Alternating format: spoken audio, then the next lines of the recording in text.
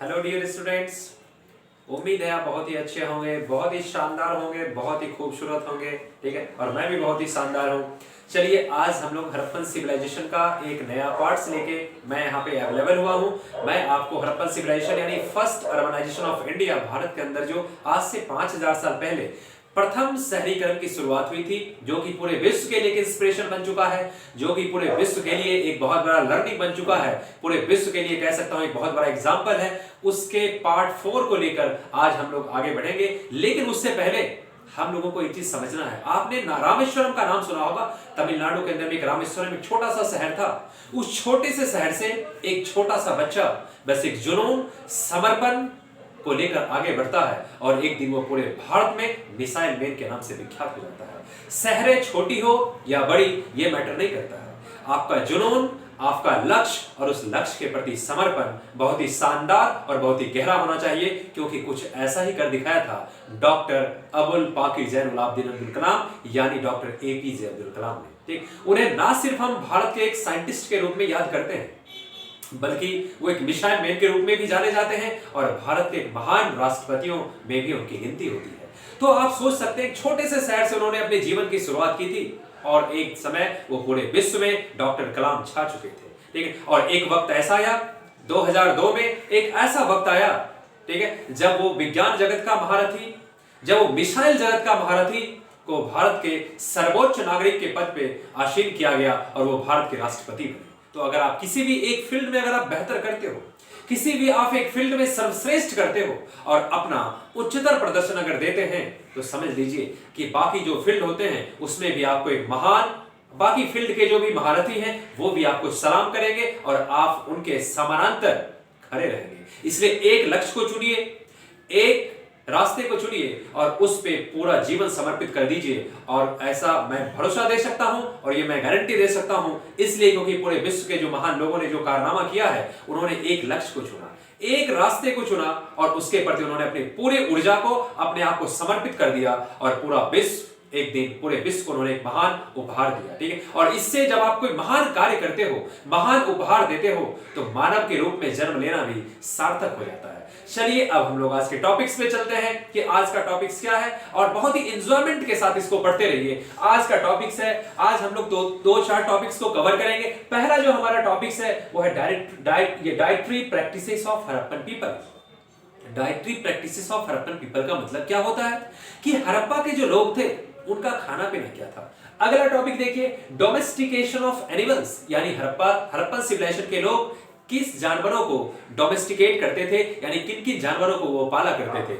अगला जो टॉपिक है वो क्या है, some important Indus valley sites and its excavations, यानी इंडस वैली सिविलाइजेशंस के कई सारे इंपॉर्टेंट साइट्स के बारे में हम लोगों ने पढ़ा। लेकिन आज हम लोग देखेंगे वो साइट्स, उसका एक्सकेवेशन यानी उसका उत्खनन यानी उसकी खुदाई कब हुई और किन किन लोगों ने उसके खुदाई में शामिल हुए, इन तमाम चीजों के बारे में आज हम लोग यहाँ पे देखेंगे। चलिए, सबसे पहले आज का जो हमारा टॉपिक है वो है dietary practices of Harappan people. Harappa के लोग क्या खाते थे? तो हड़प्पा के लोग खाना खाते थे। चलिए, खाना तो खाते थे, लेकिन वो खाना में क्या खाया करते थे? तो आप यहाँ पे देख सकते हैं, व्हीट है, बार्ली है, लेंटिल है, चिकपी है, सिसेम है, मिलेट्स है, राइस है। राइस जो है वो बहुत ही कम मात्रा में मिले हैं, इसलिए राइस के प्रमाण, राइस के एविडेंसेस बहुत ही कम मिलते हैं। बाकी व्हीट हो, बार्ली हो, लेंटिल हो, चिकपी हो, सिसेम हो, मिलेट्स हो, ये तमाम चीजें उनके लिए एक महत्वपूर्ण डाइटरी प्रैक्टिसेस के रूप में मौजूद थी, यानी ये तमाम चीजें वो खाया करते थे। अब देखो, नीचे मैंने एक चीजें लिखा, आर्कियोबॉटनिस्ट्स। ये आर्कियोबॉटनिस्ट क्या होता है? इस आर्कियोबॉटनिस्ट को हिंदी में हम लोग पुरा वनस्पतिज्ञ कहते हैं। क्या बोलते हैं? पुरा वनस्पतिज्ञ कहते हैं, यानी आर्कियोबॉटनिस्ट का मतलब होता है। ये आपको हमें कैसे पता चलता है कि हड़प्पन सिविलाइजेशन के लोग ये खाना खाया करते थे? क्योंकि ये हमें आर्कियोबॉटनिस्ट बताते हैं। आर्कियोबॉटनिस्ट कौन होते हैं? आर्कियोबॉटनिस्ट वो लोग होते हैं जो प्राचीन, यहां पे देखिए लिखा हुआ है, who are specialist in studying ancient plant remains, यानी जो प्राचीन पौधों का, जो प्राचीन फसलों का, जो प्राचीन पेड़ पौधों का कह सकते हैं स्टडी करने में विशेषज्ञ होते हैं, उन्हें पुरा वनस्पतिज्ञ कहा जाता है, यानी उन्हें आर्कियोबॉटनिस्ट कहा जाता है। तो आर्कियोबॉटनिस्ट के सुझाव के अनुसार, उनके स्टडी के आधार पे एक हम ये कह सकते हैं कि हड़प्पन सिविलाइजेशन के लोगों का ये सब महत्वपूर्ण डाइटरी प्रैक्टिसेस हुआ करता था। अगला जो टॉपिक्स है वो देखिए, वो क्या कह रहा है, डोमेस्टिकेशंस ऑफ एनिमल्स, यानी हड़प्पन सिविलाइजेशन के लोग कौन कौन से जानवर को पालतू बना के रखते थे, किस किस जानवरों को वो पाला करते थे। यहां पे देखिए ऐसे एक बात सिंपल समझ लीजिए, अगर हमें, क्योंकि वो जानवर आज मौजूद नहीं है, उस समय के कोई लोग मौजूद नहीं है, यानी अगर हमें जानवरों के बारे में पता करना हो तो हमें जानवरों के हड्डियों के आधार पे हम ये समझ पाते हैं, वहां से जो मिले हुए सील से मुंहड़े हैं उससे हम समझ सकते हैं कि वो लोग किन किन जानवरों का, ठीक है, बहुत विशेष महत्व देते थे, किन किन जानवरों को वो पाला करते थे, यानी हड़प्पन सिविलाइजेशन में कौन कौन से जानवर हुआ करते थे। ठीक है, तो जिस तरीके से आपने ऊपर में देखा, आर्कियोबॉटनिस्ट जो कि एंशिएंट प्लांट रिमेन्स के एक्सपर्ट होते हैं और उनके आधार पे, उनके स्टडी के आधार पे हम लोग ये कह सकते हैं कि वो लोग ये तमाम चीजें खाया करते थे। ठीक उसी तरीके से यहाँ पे देखिए कुछ नाम दिया हुआ है, आर्कियोजोलॉजिस्ट, ये आर्कियोजोलॉजिस्ट बोल सकते हैं और जू आर्कियोलॉजिस्ट, यानी आर्कियोजोलॉजिस्ट और जू आर्कियोलॉजिस्ट, इसको हिंदी में हम लोग क्या बोलते हैं, पुरा प्राणी विशेषज्ञ। यानी पुरा प्राणी विशेषज्ञ का मतलब क्या होता है, वो एक्सपर्ट कह सकते हैं, वो स्पेशलिस्ट जो प्राचीन प्राणी जगत का स्टडी करते हैं, यानी वो व्यक्ति जो प्राचीन प्राणी जगत का स्टडी करने में, अध्ययन करने में विशेषज्ञ, जो ख्याति प्राप्त किए हुए होते हैं, जिन्हें महारत होता है इन चीजों में, उन्हें हम लोग जू आर्कियोलॉजिस्ट कहते हैं या आर्कियोजोलॉजिस्ट कहते हैं। ठीक है, तो आपने यहाँ पे देखा who are specialist in studying ancient animal remains, और इनके स्टडी के आधार पे ही हम लोग ये कह सकते हैं कि उस समय कौन कौन से जानवर पालतू हुआ करते थे, यानी किन किन जानवर को हड़प्पन सिविलाइजेशन के लोग डोमेस्टिकेट किया करते थे। तो चलिए यहाँ पे देखिए, वो लोग कैटल को डोमेस्टिकेट करते थे, वो लोग भेड़ सीप को डोमेस्टिकेट करते थे, वो लोग गॉट को डोमेस्टिकेट करते थे, वो लोग बफेलो को डोमेस्टिकेट करते थे, वो लोग पिग यानी शुअर को डोमेस्टिकेट, यानी ये सब जानवर उनके समय में डोमेस्टिकेशन हुआ करता था, यानी इन तमाम चीजों को वो पाला करते थे, क्योंकि इन तमाम चीजों के हड्डियां प्राप्त होती है और उन हड्डियों का स्टडी करते हैं जू आर्कियोलॉजिस्ट, और उसके आधार पे वो कह सकते हैं कि ये जानवर पालतू हुआ करते थे। उसके अलावा और भी कई सारे जानवर हैं, जंगली जानवर भी हुआ करते थे, लेकिन डोमेस्टिकेशन ऑफ एनिमल्स ये सारे हुआ करते थे। अब हमारा जो अगला टॉपिक है वो क्या है, वो देखिए, some important Indus valley sites and its excavations, यानी हड़प्पा सभ्यता के कुछ महत्वपूर्ण स्थलों के बारे में हम लोग पढ़ेंगे, और यहाँ पे ये देखेंगे कि इन महत्वपूर्ण स्थलों की खुदाई किसने की, कब की, क्योंकि एक चीज आपको समझना पड़ेगा, ये जो हड़प्पन सिविलाइजेशन के जो भी महत्वपूर्ण साइट्स हैं, जो भी इंपॉर्टेंट साइट्स हैं, उसका एक्सकेवेशन होता है। एक्सकेवेशन से हमें बहुत सारे एंशिएंट रिमेन्स मिलते हैं, उन एंशिएंट रिमेन्स का प्रॉपर तरीके से स्टडी किया जाता है, और उस स्टडी के बेसिस पे ही हम लोग ये कह सकते हैं कि इस सिविलाइजेशन के बारे में हम लोग समझ पाते हैं, उसके बारे में हम लोग इंफॉर्मेशन गैदर कर पाते हैं, और उसके बारे में हम लोग स्टडी कर पाते हैं। चलिए, तो सबसे पहले देखिए 1875, why this 1875 is famous for, 1875 जो है वो क्यों जाना जाता है, आप यहां पे देख सकते हैं, Harappa was served by Alexander Cunningham.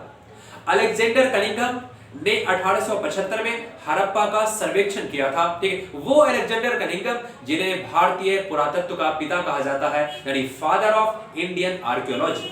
दूसरा क्या है, 1921 में क्या होता है, एक्सकेवेशन ऑफ हड़प्पा, यानी हड़प्पा का एक्सकेवेशन हुआ है, और यह एक्सकेवेशन किसने किया है, ये दयाराम सहनी ने किया है। आगे देखिए क्या दिया हुआ है, 1922 में क्या होता है, एक्सकेवेशन ऑफ मोहनजोदारो, लेकिन मैंने यहां पे लिखा है excavation of mound of dead. कल के क्लास में मैंने आपको बताया था मोहनजोदारो को माउंड ऑफ डेड यानी मृतकों का टीला कहा जाता है। तो यानी 1922 में मृतकों के टीला का किसने एक्सकेवेशन किया, आर.डी. बनर्जी यानी राखाल दास बनर्जी ने किया था।